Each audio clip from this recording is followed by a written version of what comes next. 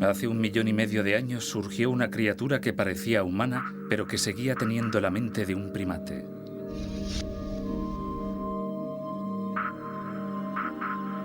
Era el Homo erectus. Prosperó durante 1 millón de años en los trópicos de África y Asia, pero nunca se había desplazado hacia el norte, hacia Europa.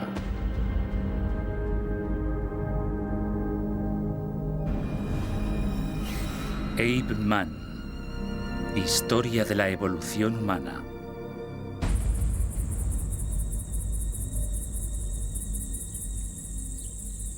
Bajo una colina, en Italia, los científicos han encontrado un nuevo eslabón de nuestro pasado prehistórico. Una extraña visión de un mundo antiguo. La paleoantropóloga Leslie Ayello visita Altamura por primera vez.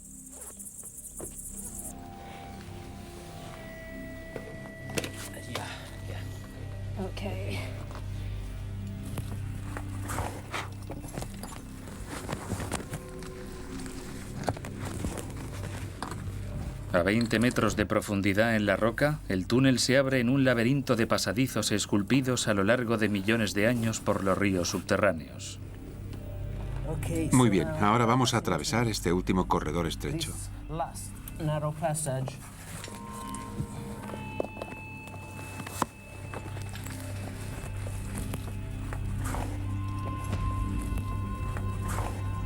A 80 metros de la superficie, este último pasadizo se acaba de repente.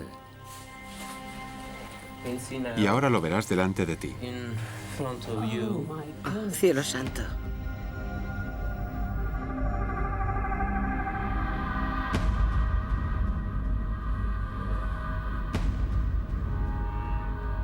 Incrustada en la pared de roca, cubierta por depósitos minerales, se observa la forma inconfundible del cráneo de un humano primitivo.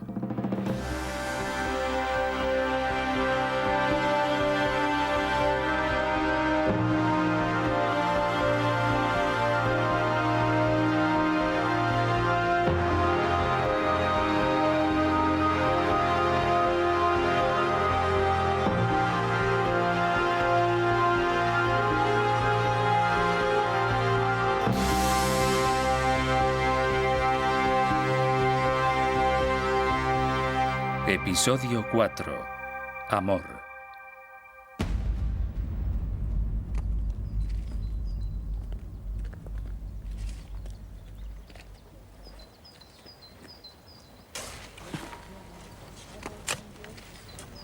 La llegada de los primeros ancestros humanos a Europa es un hecho crucial en nuestra historia evolutiva.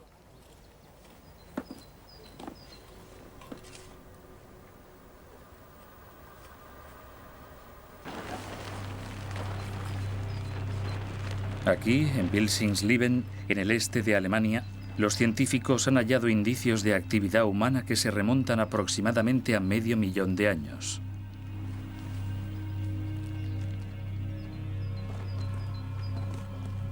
Junto a las orillas de un río prehistórico se han hallado 5 toneladas de objetos.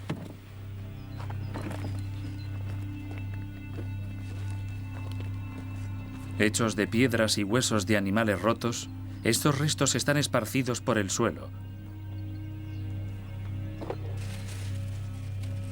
Pero el descubrimiento más revelador no han sido los objetos en sí, sino la posición en que estos han sido encontrados. Juntos formaban un extraño círculo.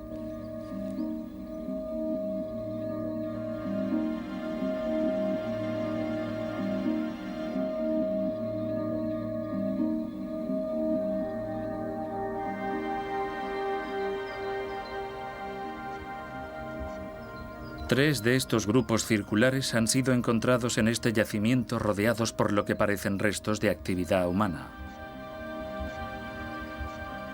Herramientas, piedras y huesos rotos.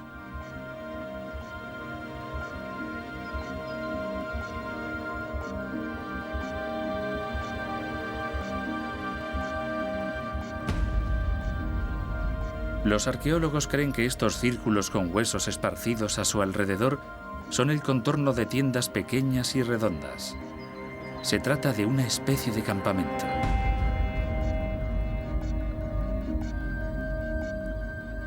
Durante 1 millón de años, nuestros lejanos antepasados habían permanecido en los cálidos trópicos, pero ahora hay pruebas de que criaturas homínidas llegaron al hostil norte.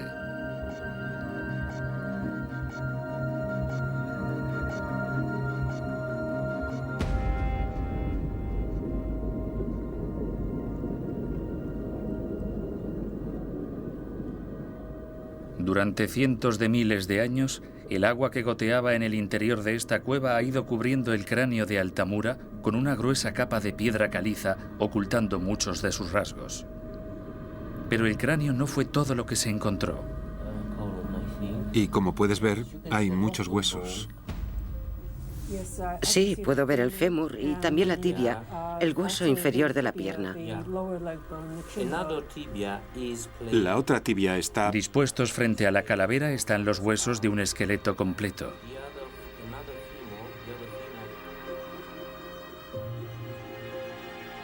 Sí, ahí tenemos la pelvis completa. Sí. Por la forma de la pelvis sabían que la criatura era un macho. Y los huesos de la pierna también son bastante grandes y robustos. Esta era una persona bastante corpulenta cuando estaba viva. Los huesos largos y robustos confirman que se trata de un ancestro primitivo. El esqueleto podría encontrarse aquí desde hace medio millón de años. Pero no se halló ninguna otra pista en la cueva, y la cara, cubierta de piedra caliza, ocultaba su identidad. ¿Había entonces grandes poblaciones de Homo erectus en Europa?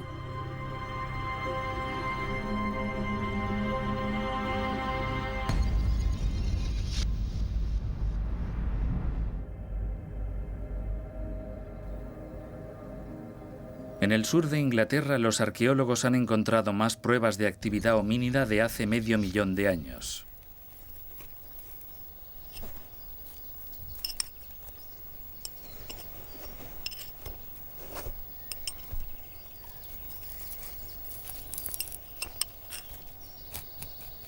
Gracias a una cuidadosa excavación, se han desenterrado miles de fragmentos de sílex repartidos por lo que fue un prado prehistórico.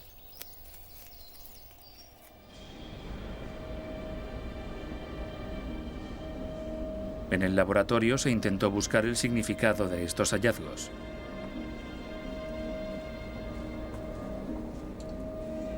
Uno por uno, se compararon los 20.000 fragmentos entre sí.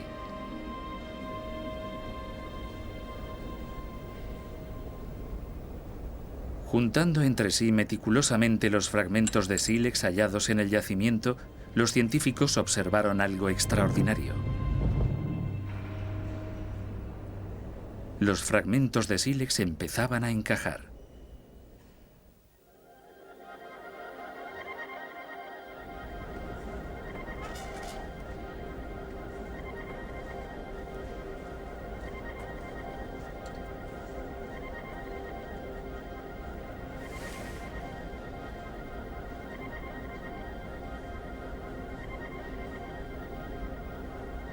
Los trozos de sílex del yacimiento empezaron poco a poco a formar de nuevo la piedra original de la que habían sido tallados.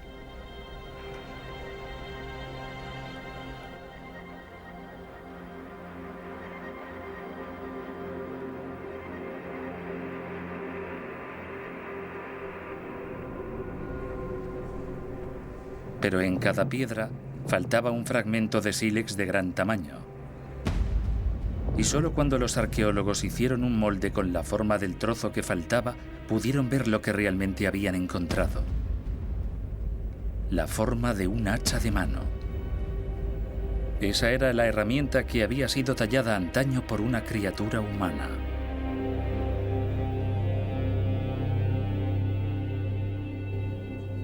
Esto nos muestra que todas estas decenas de miles de trozos de sílex que recuperamos del yacimiento provienen de la fabricación de herramientas y de la producción de hachas de mano. De cientos de hachas de mano. Este meandro prehistórico fue en su tiempo una especie de fábrica, un lugar en el que se fabricaban cientos de herramientas de piedra.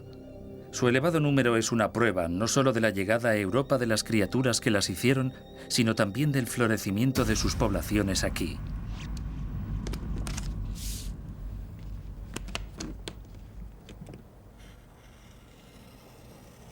Ante la imposibilidad de extraer al hombre de Altamura de la cueva, su identidad solo podría ser descubierta utilizando detalladas fotografías. La primera pista se hallaba en el rostro. Una de las cosas más importantes es la forma de los pómulos. Se puede ver que son muy suaves, yendo desde el lado de la cara hacia adelante.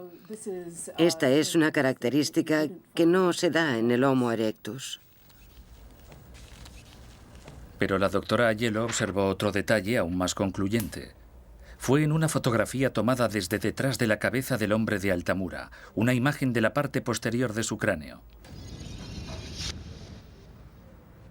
Este es un Homo erectus, y en el Homo erectus, este arco va de lado a lado, por detrás del cráneo. El toro occipital es donde los músculos del cuello se unen al cráneo. En el hombre de Altamura, este arco era distinto.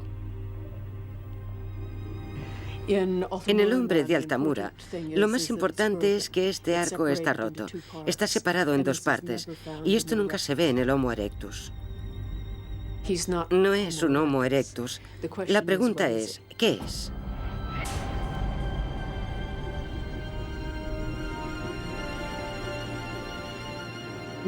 Muchos rasgos de su anatomía sugieren que es muy posible que pertenezca a una especie primitiva llamada Homo heidelbergensis. El Homo heidelbergensis es bastante singular y lo más interesante del hombre de Altamura es que tenemos un esqueleto entero.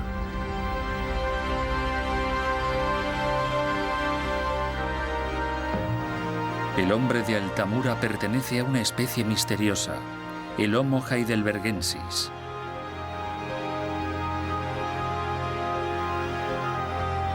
Los científicos saben muy poco de esta criatura, tan solo que surgió en África y que debió emigrar hacia el norte, a Europa.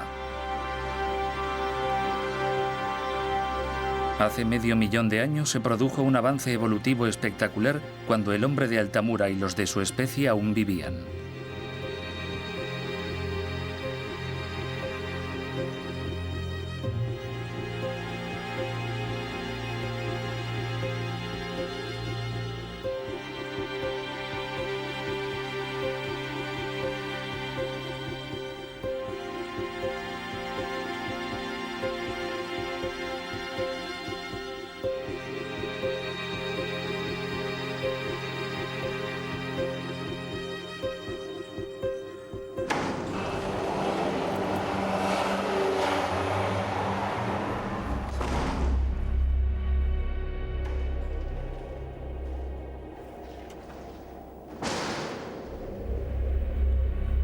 El Homo heidelbergensis no estaba solo en Europa, sino que con él había otras criaturas singulares. La Europa de hace medio millón de años era un lugar muy distinto a la Europa de hoy. Había una amplia variedad de especies carnívoras que hoy identificamos como plenamente africanas, como el león, el leopardo, las hienas moteadas. Había dos especies de elefantes y otros animales como el lobo y el oso pardo, y el conocido como oso de las cavernas, una forma extinguida de oso de gran tamaño. Estas criaturas formidables, como el oso de las cavernas, convivían con el Homo heidelbergensis en este mundo hostil. Había una amplia variedad de depredadores y presas, una estructura completa de la fauna mamífera superior, muy diferente a la que hay hoy en la Tierra y muy diferente a la que tenemos hoy en Europa.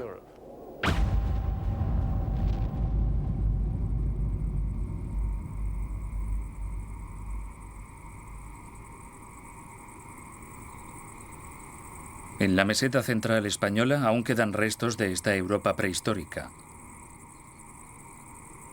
Restos de la época en que esta tierra estaba poblada por grandes carnívoros depredadores.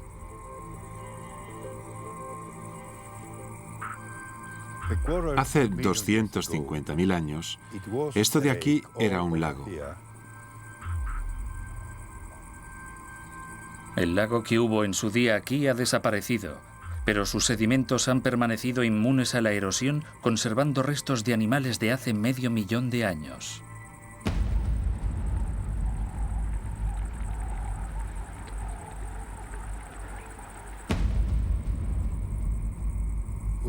Hemos desenterrado más de 100 cuerpos de animales de distintas especies. Había grandes elefantes, uros, caballos y ciervos rojos. Más de 100 cuerpos de animales estaban enterrados en los sedimentos, pero eso no era todo. Parecía que el Homo heidelbergensis también había estado aquí.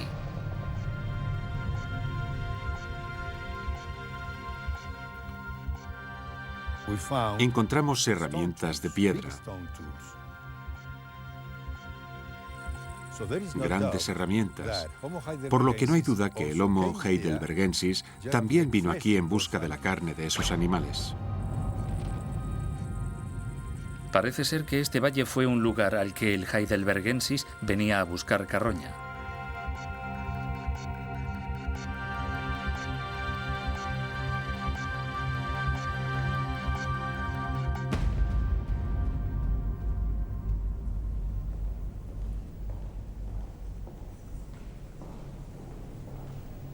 En Boxgrove, una gran cantidad de huesos animales empezaron a revelar lo que el heidelbergensis hacía en las planicies prehistóricas de Europa.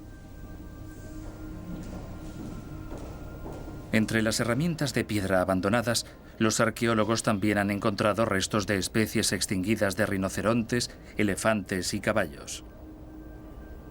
Bajo el microscopio descubrieron que los huesos estaban cubiertos de extrañas marcas. Ahora vamos a ver una. Son marcas largas y lineales que recorren esta pelvis. Las líneas son marcas de cortes realizados hace medio millón de años con herramientas de sílex. Están extrayendo la carne de la pelvis.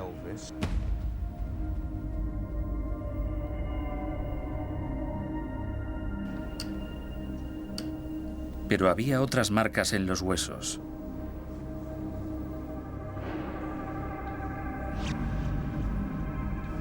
Esta es una marca de diente del colmillo de un carnívoro, en este caso, un lobo.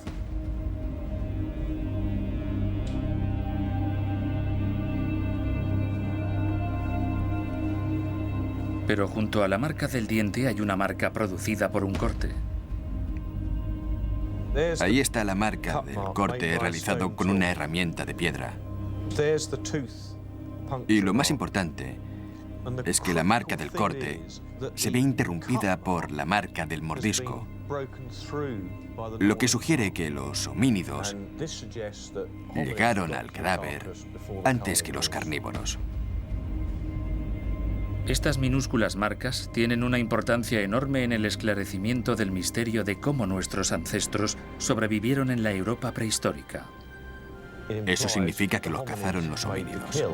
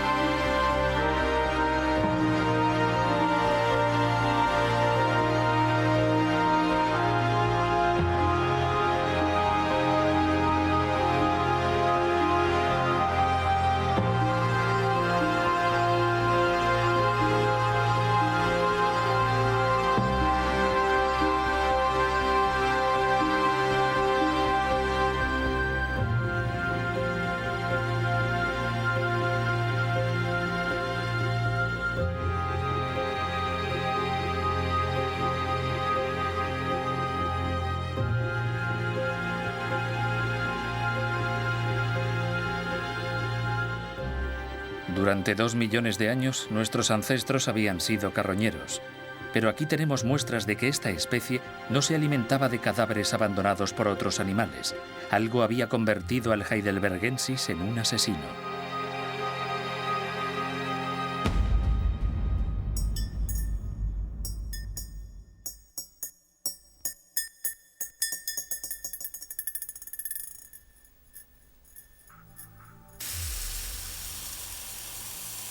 El volumen de un cráneo puede ser medido mediante una técnica muy sencilla en que se utilizan pequeñas cuentas de cristal. Es un método utilizado para determinar el tamaño del cerebro.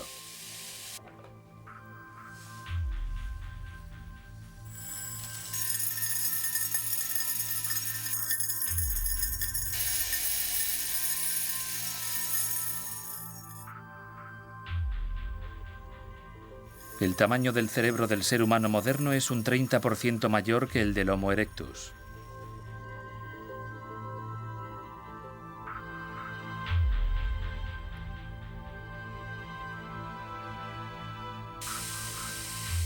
Para medir el tamaño del cerebro del Homo heidelbergensis, los científicos utilizaron un cráneo hallado en Grecia.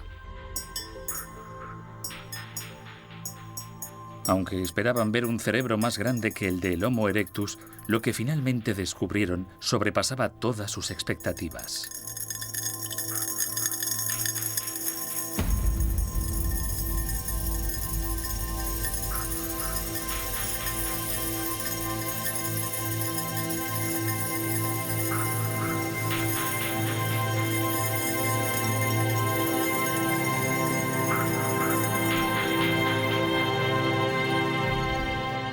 Hace medio millón de años, el heidelbergensis tenía un cerebro casi del mismo tamaño que el nuestro.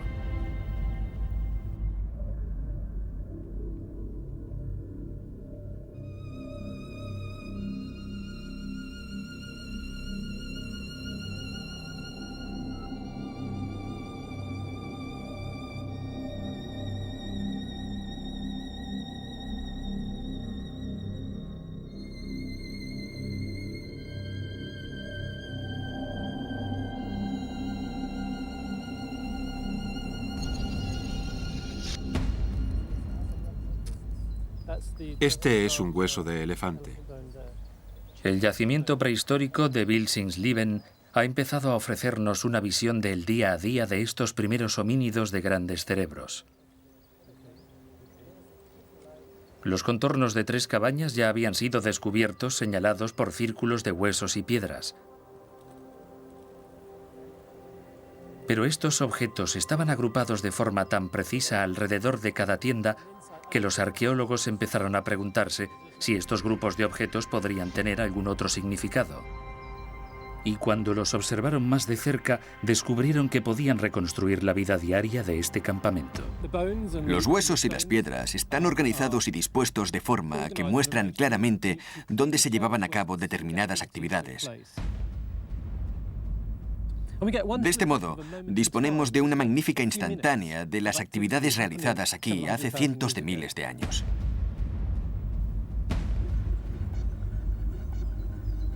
Hay rocas que parecen haber sido utilizadas como yunques para abrir grandes huesos de piernas de elefantes y rinocerontes para poder sacarles el tuétano.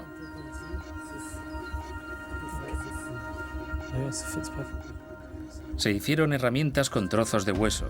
Se tallaron y pulieron largas hojas afiladas para hacer raspadores con que limpiar las pieles de los animales.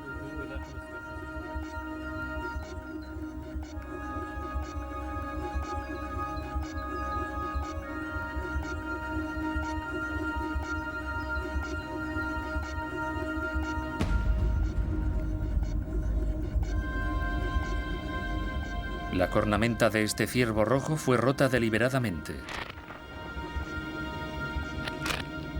Con esta forma, pudo ser un excelente utensilio para cavar. Ya hay zonas donde el sílex fue tallado para elaborar pequeñas herramientas, algunas con filos muy afilados y otras que podrían haber sido utilizadas para agujerear las pieles de los animales. A partir de estas muestras, los arqueólogos pueden deducir que un grupo de heidelbergensis progresaba en este mundo hostil trabajando y viviendo en comunidad.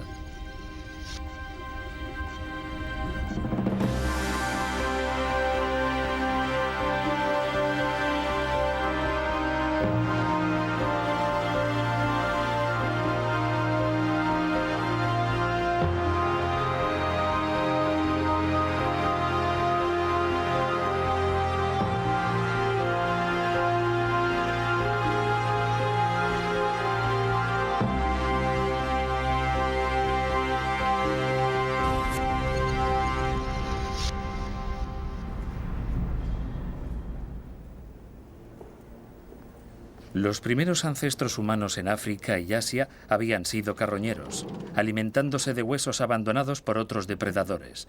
Pero la carne solo era una parte de su dieta. El clima tropical les ofrecía plantas comestibles todo el año.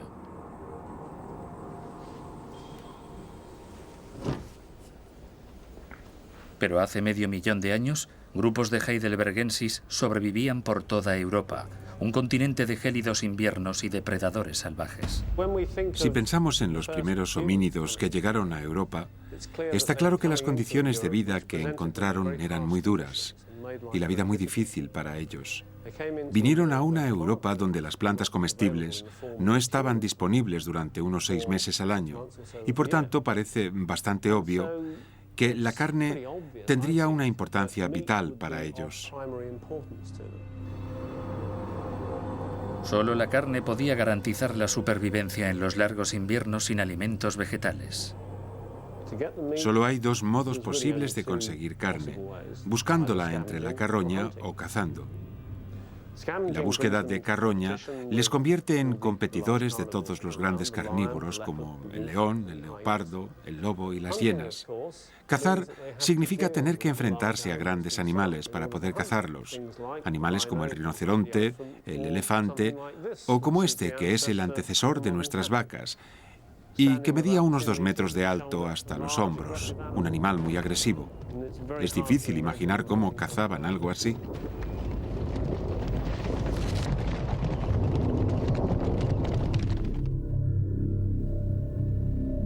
Los toros de lidia españoles poseen todavía los instintos agresivos de sus antecesores prehistóricos.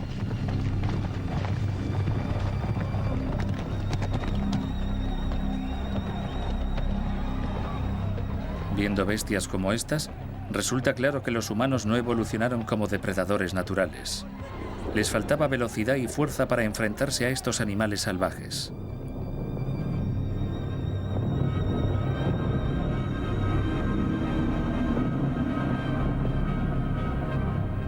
Aún así, los heidelbergensis tuvieron que hacer frente a animales como estos para sobrevivir en la Europa prehistórica.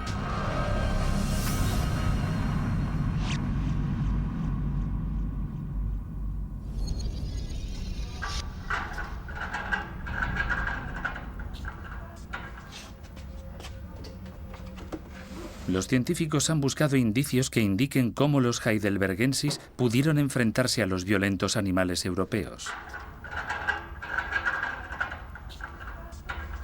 Steven Maizen ha estudiado colecciones de utensilios almacenados en los museos de todo el continente.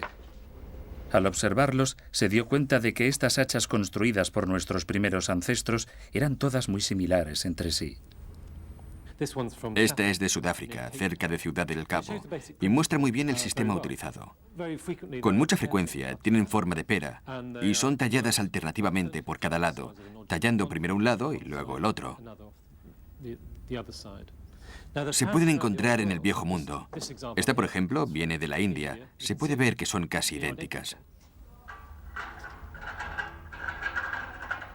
Pero cuando examinó las hachas elaboradas por los heidelbergensis en Europa, descubrió que 1 millón de años de utensilios idénticos había llegado a su fin.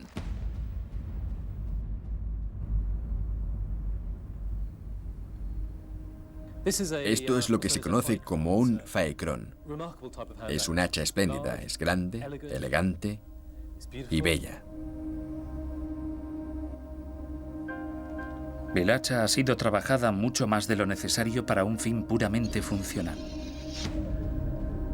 La idea de que estas herramientas ya no se usaban solo para cortar carne quedó confirmada por un descubrimiento extraordinario. Es el hacha de mano más grande que se ha encontrado. Es una pieza enorme, y si fuera de sílex, habría sido imposible manipularla de forma útil.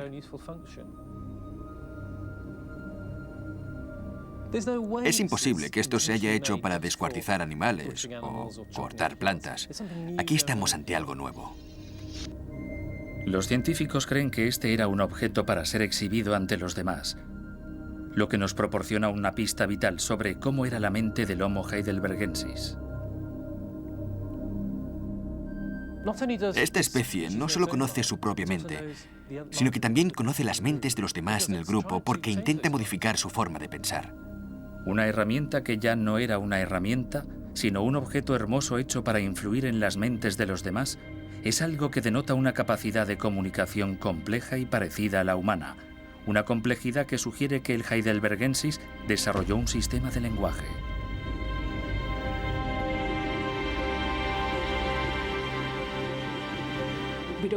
No sabemos lo complejo que era este lenguaje. Puede que fuera muy sencillo, mucho más sencillo que el nuestro. Les habría permitido explotar su entorno con éxito, principalmente porque podrían hablar sobre sus experiencias pasadas y sobre la base de estas planificar el futuro.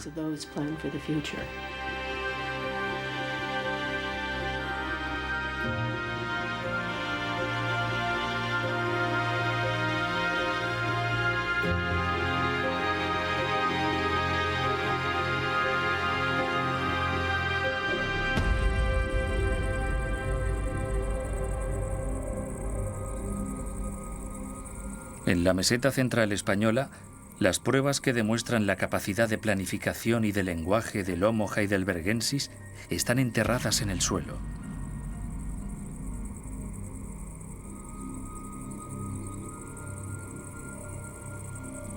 Cientos de cuerpos de animales fueron hallados en las orillas de este lago prehistórico y hay indicios de la implicación humana en sus muertes. Las excavaciones metódicas por áreas nos muestran que hay una distribución peculiar de los restos. Huesos de diferentes especies animales estaban juntos. Y en dos puntos concretos había una concentración de especies distintas. Especies que el profesor Aguirre considera que no deberían encontrarse juntas normalmente. Estábamos convencidos de que esa distribución no era natural. Alrededor de las orillas del prehistórico lago había fangosas ciénagas, el lugar perfecto para colocar una trampa. Los homínidos traían los animales empujándolos hacia las trampas naturales en el barro de esas ciénagas. Hace cientos de miles de años, grupos de heidelbergensis dejaron la seguridad de sus poblados para venir aquí a cazar.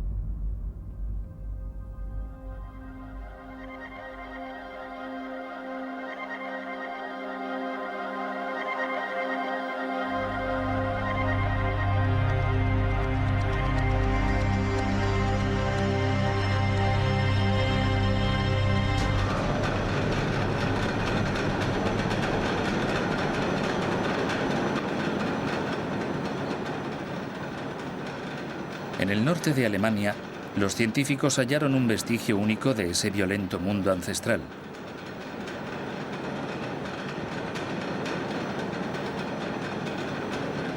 Fue extraído de una mina de carbón cerca de Hannover. Las condiciones del terreno han hecho posible una conservación milagrosa.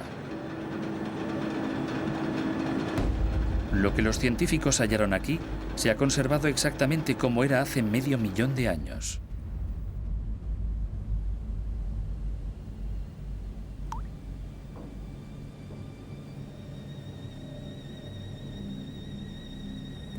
Es tan increíble poder sostener en tus manos parte de una lanza que tiene unos 400.000 años de antigüedad. Y parece tan nueva como si la hubieras encontrado hace 5 minutos en tu jardín.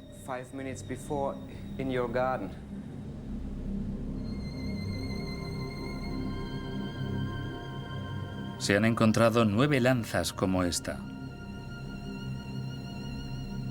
Todas ellas hechas de madera de abeto.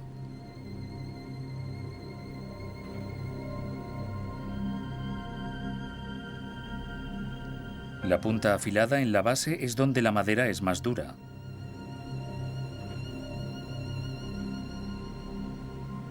Tienen más de 2 metros de longitud y están equilibradas para poder volar por el aire como una jabalina moderna.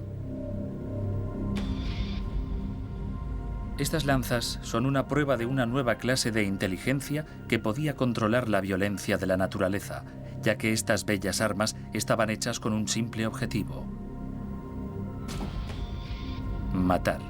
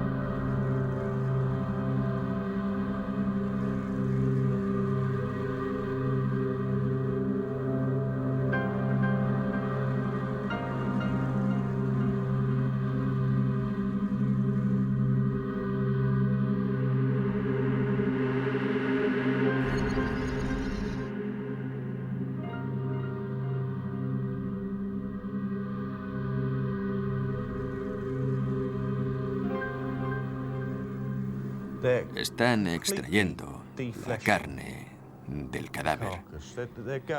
Van a por todos los huesos que tengan algo de carne.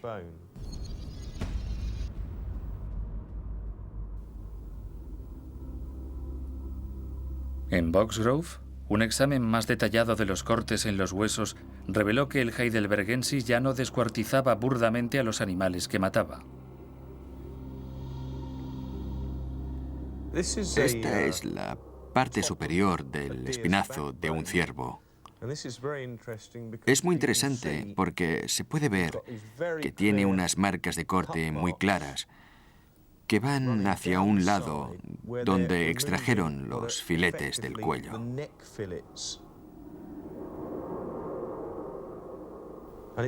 Es bastante probable, ya que esta es la última vértebra antes de la cabeza. Seguramente le quitaron la cabeza y le cortaron esos filetes del cuello. De hecho, todos los huesos que se han desenterrado mostraban los mismos signos de un descuartizamiento hábil y sistemático.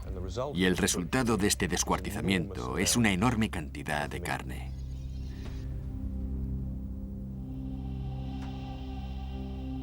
Pero la carne no era solo para los cazadores. Los científicos han hallado evidencias de que ahora había otros individuos que dependían del alimento que les traían los cazadores.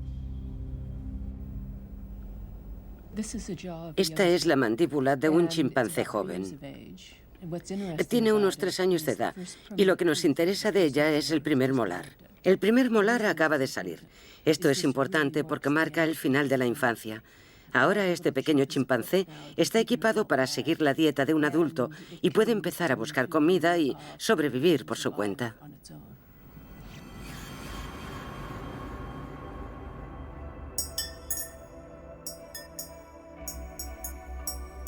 Hay una relación determinada entre el tamaño del cerebro de una especie y el año en que sale su primer diente de adulto.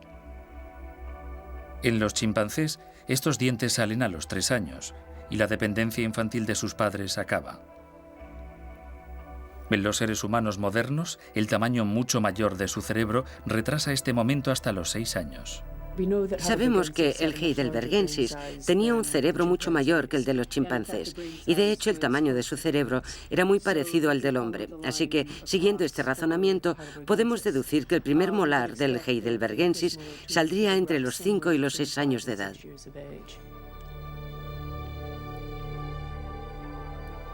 Este largo periodo de dependencia infantil fue seguramente un auténtico problema para ellos. Con su gran cerebro, el heidelbergensis tuvo seguramente que cuidar de sus hijos durante mucho más tiempo que ninguna otra especie de ancestro humano.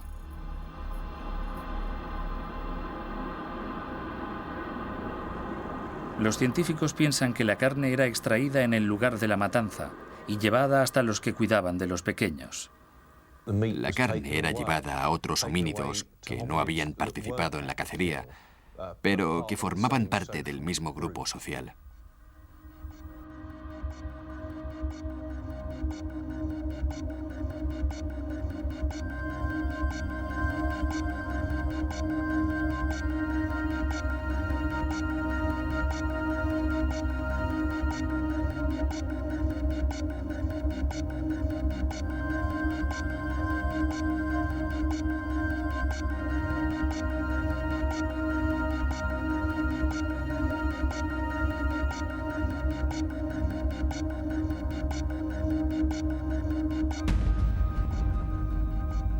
El hombre de Altamura tenía seguramente seres que dependían de él, seres que necesitaban la carne que traía de la cacería.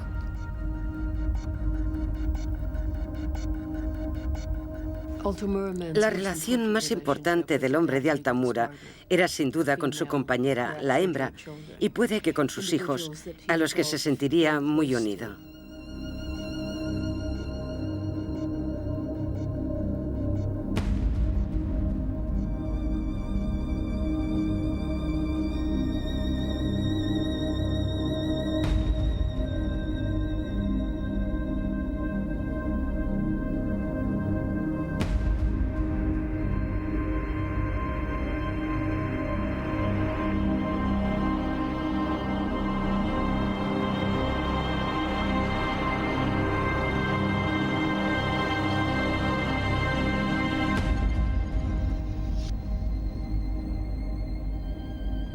La especie del hombre de Altamura llegó a Europa desde África hace medio millón de años.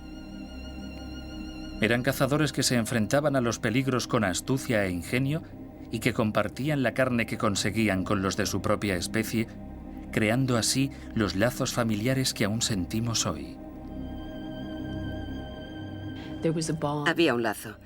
Quizás este lazo implicaba confianza, un sentimiento de lealtad, empatía. Puede que incluso fuese amor.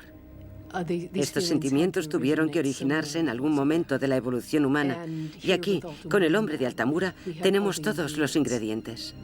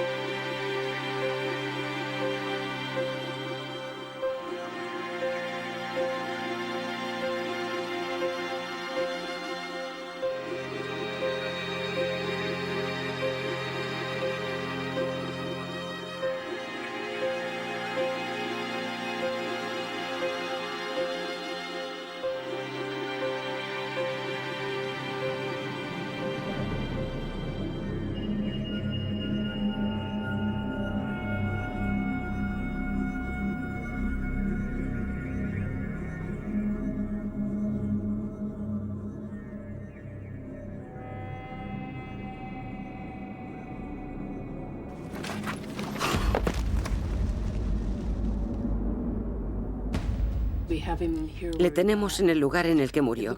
Parece como si se hubiera caído en este agujero. No podemos ver bien los huesos para saber si se rompió una pierna o si se quedó de alguna otra forma incapacitado por la caída. Simplemente no pudo salir de la cueva.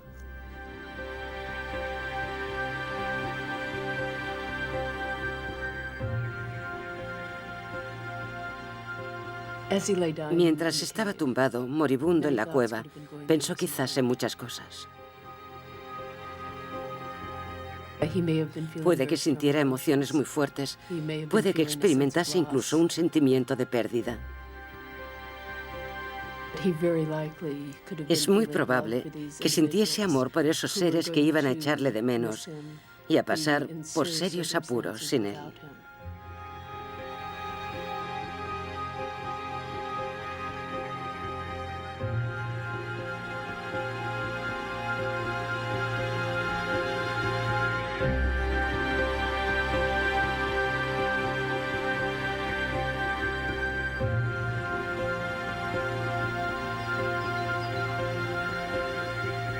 En las planicies de Europa, la evolución humana había entrado en una nueva fase.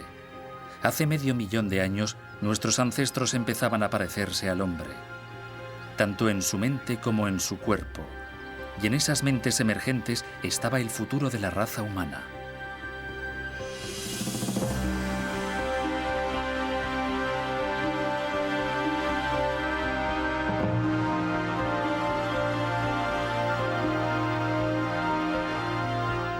En el próximo programa descubriremos una especie que apareció hace 150.000 años.